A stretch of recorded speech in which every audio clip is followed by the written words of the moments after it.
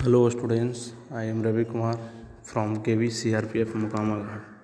आज हम लोग ज्योग्राफी का 5th chapter major domains of the earth यानी पृथ्वी के प्रमुख जो परिमंडल हैं उसके बारे में हम लोग जानेंगे।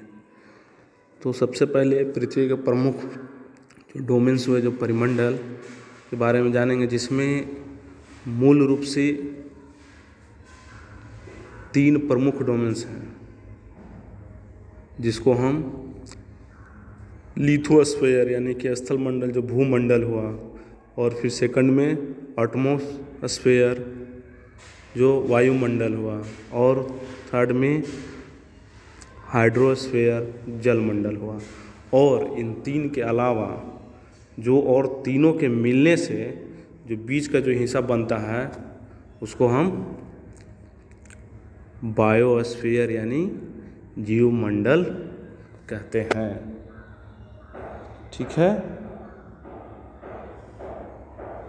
इसमें एक मान के चलिए ये भूमंडल हुआ, फिर सेकंड में वायुमंडल और थर्ड में जलमंडल। ये तीनों के मिलने से जो बीच में जो एक स्थान बना, ये हिस्सा पड़ता है, ये हुआ जयमंडल। ठीक है, ओके। फिर आगे हम लोग इसमें जानेंगे लिथोस्फीयर के बारे में, भूमंडल। तो भूमंडल क्या है कि जो अर्थ का जो सॉलिड पोर्शन है, जो ऊपरी वाला ठोस भाग जिस पर हम रहते हैं, उसी को लिथोस्फीयर यानी कि भूमंडल कहते हैं। ठीक है, और यह जो है जो rock of the earth's crust, जो भूपटपट्टी का जो ऊपरी हिस्सा हो जाए चट्टान से, and then layer of soil, और जो thin layer of the soil यानी मिट्टी के जो पतली परत से बना हुआ है, वही है भूमंडल। यानी कि जो भूपटपट्टी के चट्टानों और मिट्टी के जो पतली परतों से जो बना है वो भूमंडल है। और यहाँ पर हर एक जीव को जीने के लिए इसका पोषक तत्व भी पाया जाता है भूमंडल में, लिथोस्फीयर में। ठीक है, और जो पृथ्वी की जो सतह हुआ, अर्थ सरफेस को 2 मेन डिविजन्स में, 2 मुख्य भागों में बांटा गया है, जिसमें सबसे बड़ा भाग जो लैंड मास हुआ, स्थलीय भूभाग को कॉन्टिनेंट्स यानी महाद्वीप के नाम से जानते हैं, तथा एक और भाग हुआ ह्यूज वाटर बॉडी, जो बड़े जलाशय हुए, उसको ओशियन बेसिन्स यानी महासागरीय बेसिन के नाम से उसको जानते हैं। ठीक है, जो क्या है कि वर्ल्ड के सभी जो ओशियंस हुए, जो महासागर, वो एक दूसरे से कनेक्टेड हैं, यानी एक दूसरे से जुड़े हुए हैं। और लेवल ऑफ सी वाटर, जो समुद्र का जो जल स्तर होता है जहाँ उसको सभी जगह पर समान होता है, जिससे क्या होता है कि लैंड की ऊंचाई को समुद्र तल से मेजर किया जाता है, और जो समुद्र तल है इसको क्या जीरो माना जाता है, जीरो शून्य माना जाता है उसको। ठीक है, और फिर आगे है कि जो कि वर्ल्ड के एक हाईएस्ट माउंटेन पीक, जो सबसे ऊंचा शिखर कौन था, माउंट एवरेस्ट है, जिसकी ऊंचाई है 8848 मीटर ऊंचा है। और वर्ल्ड के सबसे गहरा जो हुआ, ग्रेटेस्ट डेप्थ, सबसे गहरा स्थान कौन हुआ, पैसिफिक ओशियन, जो प्रशांत महासागर के मेरियाना गर्त हुआ, जो है 11,022 मीटर गहरा हुआ। ठीक है, तो हम लोग जाने समुद्र लेवल के बारे में, फिर माउंट एवरेस्ट की हाइट कितना है और सबसे गहरा स्थान कौन सा है और कितना गहराई है। अब आगे हम लोग जानेंगे कॉन्टिनेंट्स यानी महाद्वीप के बारे में। ठीक है, तो द्वीप है जो कितना है पृथ्वी पर कॉन्टिनेंट्स, 7 मेन कॉन्टिनेंट्स हैं, 7 प्रमुख महाद्वीप हैं। ये separately by large water bodies यानी जो विस्तृत जल राशि के द्वारा एक दूसरे से अलग हुए हैं सातों।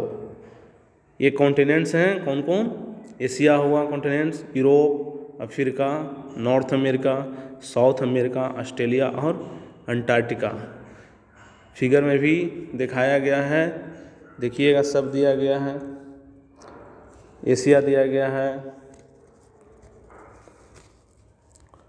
ये एशिया हुआ, फिर यूरोप हुआ, Africa, south America, north America,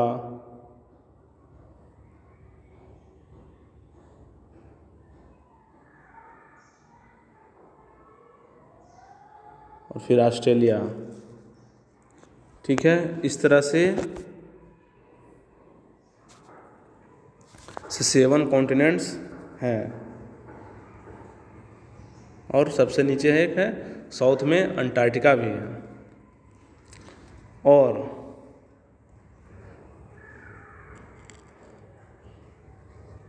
जो स्थल हुआ, जो ज़्यादा लैंड हुआ, वो कौन से गोलार्ध में हुआ, हेमिस्फेयर में, तो सबसे बड़ा भाग हुआ नॉर्थन हेमिस्फेयर यानी जो उत्तरी गोलार्ध में सबसे अधिक भाग स्थल पाया जाता है। बाकी साउथर्न में तो सिर्फ पानी ही पानी है। ठीक है,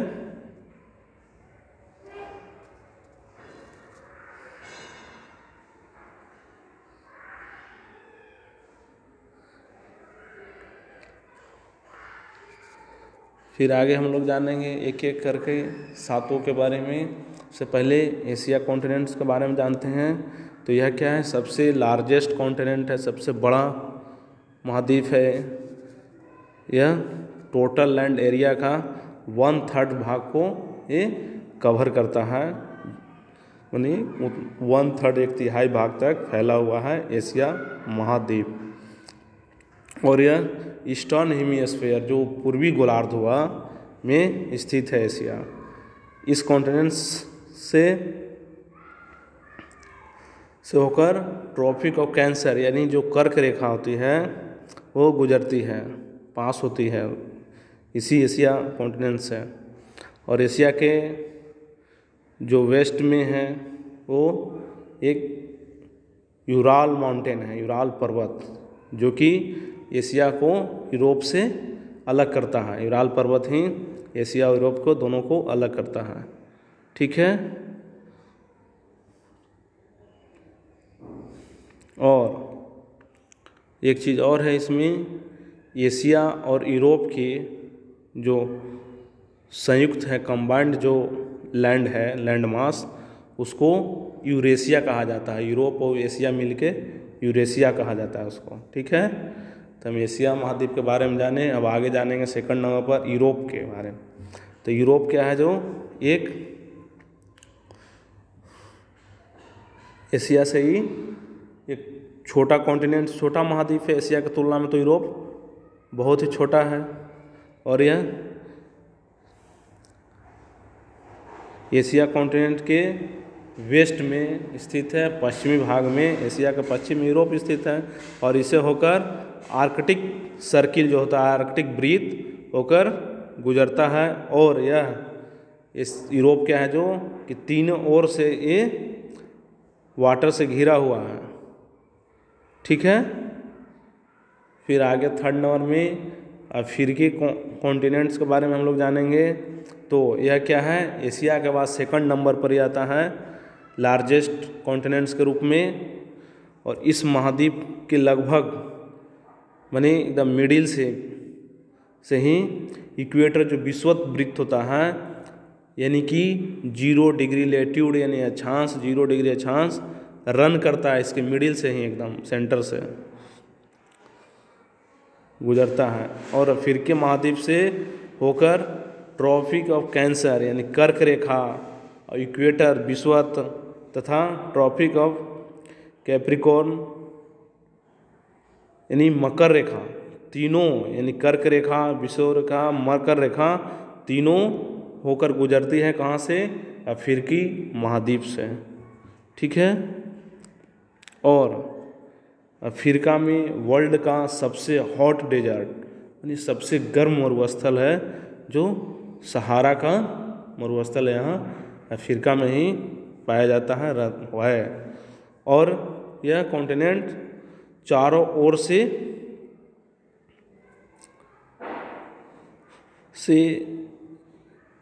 माने ऑल साइड से मान के चलिए, चारों तरफ से ये ओशियन और सी यानी महासागर और समुद्र से घिरा हुआ है अफ्रीका महाद्वीप। और अफ्रीका से होकर एक है जो वर्ल्ड की सबसे लॉन्गेस्ट रिवर हुआ नील नदी, जो अफ्रीका से होकर ही बहती है। ठीक है। और फिर हम लोग जानेंगे नॉर्थ अमेरिका के बारे में। तो नॉर्थ अमेरिकी महाद्वीप तो यह क्या है कि वर्ल्ड का थर्ड लार्जेस्ट कॉन्टिनेंट्स हैं, तीसरा सबसे बड़ा महाद्वीप है। ठीक है। और यह साउथ अमेरिका से एक सकरा स्थल से जुटा, माने बहुत संकीर्ण नैरो है, एकदम very narrow strip of land, सक्रिय स्थल से जुड़ा है, जिसको पनामा स्थल संधि कहा है। देखिए यहाँ पर दिखा रहा है नॉर्थ अमेरिका और साउथ अमेरिका के बीच में जो जुड़ा है उसी को पनामा स्थल संधि कहता है, स्थमस ऑफ पनामा। और यह जो महाद्वीप है जो उत्तरी और पश्चिमी गोलार्ध में ही स्थित है, यानी नॉर्थ और वेस्ट हेमीस्फीयर में स्थित है ये नॉर्थ अमेरिका कॉन्टिनेंट्स। और यह 3 ओशियन महासागर से घिरा हुआ, तीन गो महासागर से घिरा हुआ है उत्तरी अमेरिका जो हुआ। कौन कौन? तो प्रशांत महासागर हो गया, पैसिफिक, अटलांटिक और आर्कटिक महासागर से। ठीक है। फिर एक और कॉन्टिनेंट्स के बारे में जानेंगे, साउथ अमेरिका कॉन्टिनेंट। तो यह कॉन्टिनेंट साउथ हेमीस्फीयर यानी दक्षिणी गोलार्ध में स्थित है। और इसके ईस्ट में क्या है? पैसिफिक ओशियन प्रशांत महासागर, और वेस्ट में अटलांटिक ओशियन। ठीक है। और इस महाद्वीप में वर्ल्ड की सबसे वर्ल्ड लॉन्गेस्ट सबसे लंबा माउंटेन है जो एंडीज है, जो इसके नॉर्थ से होकर साउथ की ओर फैला हुआ है। एंडीज जो पर्वत वाला हुआ वो दक्षिण अमेरिका में ही है, जो नॉर्थ से उत्तर से लेकर दक्षिण तक फैला हुआ है। और साउथ अमेरिका में वर्ल्ड की सबसे लार्जेस्ट रिवर हुआ, जो सबसे बड़ी नदी अमेजन नदी भी बहती है। ठीक है। फिर 6 कॉन्टिनेंट्स जानेंगे। ऑस्ट्रेलिया। तो ऑस्ट्रेलिया महाद्वीप है जो यह सबसे छोटा कॉन्टिनेंट है, सबसे स्मॉल कहिए, सबसे छोटा महाद्वीप है ये ऑस्ट्रेलिया, जो कि यह क्या है कि पूरी तरह से ये सॉर्थर्न हेमीस्फीयर जो दक्षिणी गोलार्ध में ही स्थित है ऑस्ट्रेलिया महाद्वीप। और यह चारों ओर से इसके सी और ओशियन जो समुद्र और महासागर हैं इसके चारों ओर से घिरा हुआ है ऑस्ट्रेलिया महाद्वीप के, इसलिए इसे आइसलैंड कॉन्टिनेंट द्वीपीय महाद्वीप भी कहा जाता है। ठीक है। फिर 7 नंबर में कॉन्टिनेंट्स के जानेंगे। Antarctica continent. तो अंटार्कटिका महाद्वीप यह क्या है? एक बहुत बड़ा महाद्वीप है जो कि कंप्लीटली रूप से सॉर्थर्न हेमिस्फीयर में दक्षिणी गोलार्ध में एकदम पूर्ण रूप से नीचे देखिएगा कि है अंटार्कटिका महाद्वीप। और यहाँ पर साउथ पोल लाइन, इस जो दक्षिणी ध्रुव जो होता है, जो इस कॉन्टिनेंट्स, इस महाद्वीप के मिडिल से, सेंटर से में ही स्थित है, ठीक है। और यह साउथ पोल रीजन जो दक्षिणी ध्रुव क्षेत्र है भी में ही स्थित है। इसलिए यहाँ पर क्या होता है कि हमेशा जो बर्फ से कवर रहता, बर्फ से ढका हुआ रहता है, और यहाँ पर किसी भी प्रकार का जो अस्थाई जो है परमानेंटली जो मनुष्य के रहने के लिए कोई भी यहाँ पर निवास नहीं है। यहाँ पर बहुत से देशों के रिसर्च स्टेशन बनाए गए हैं, शोध केंद्र बनाया गया है अंटार्कटिका महाद्वीप पर, जिसमें भारत के भी 2 हैं रिसर्च स्टेशन। कौन कौन है? तो एक का नाम है मैत्री और दूसरे का नाम है दक्षिणी गंगोत्री, ठीक है। इस तरह से हम अंटार्कटिका कॉन्टिनेंट्स के बारे में जाने। अब हम लोग आगे जानेंगे जलमंडल यानी कि हाइड्रोस्फीयर, ठीक है, अगले दिन। ओके।